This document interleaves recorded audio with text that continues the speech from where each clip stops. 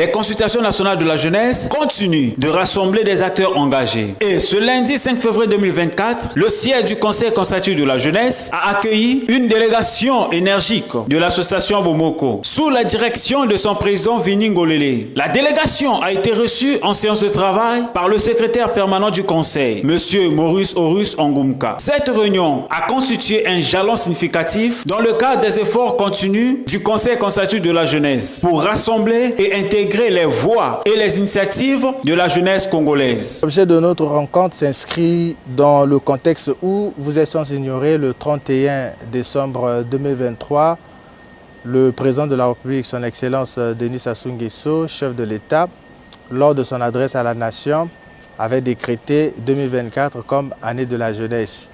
Et en date du 5 janvier 2024, le Conseil consultatif de la jeunesse a lancé un appel aux organisations et associations afin d'ouvrir ses portes pour des consultations dans le but de travailler ensemble sur les questions de jeunesse.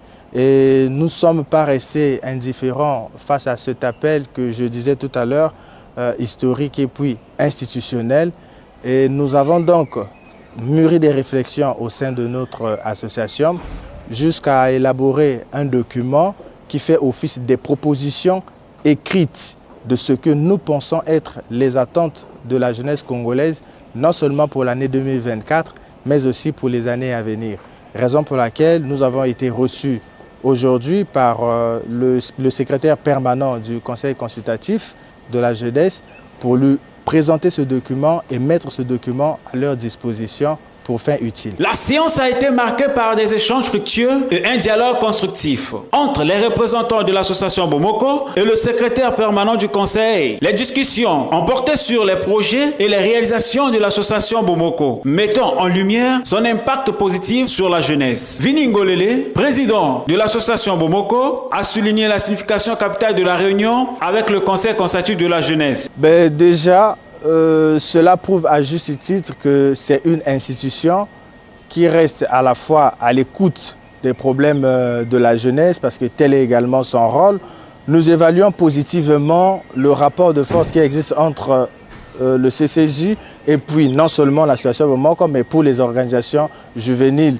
Si cette structure n'était pas à l'écoute des problèmes de jeunesse aujourd'hui, le Conseil n'allait pas nous ouvrir ses portes. Donc, le fait déjà de nous ouvrir ses portes, cela prouve à juste titre l'intérêt particulier qu'ils accordent non seulement pour l'association Bomoko, mais aussi pour les autres structures juvéniles qui travaillent pour l'intérêt de la jeunesse. Cette séance de travail marque une étape cruciale dans la consolidation des liens entre le Conseil consultatif de la jeunesse et les acteurs dynamiques tels que l'association Bomoko. L'engagement manifeste de ces deux entités promet un avenir plus inclusif et prospère pour la jeunesse congolaise.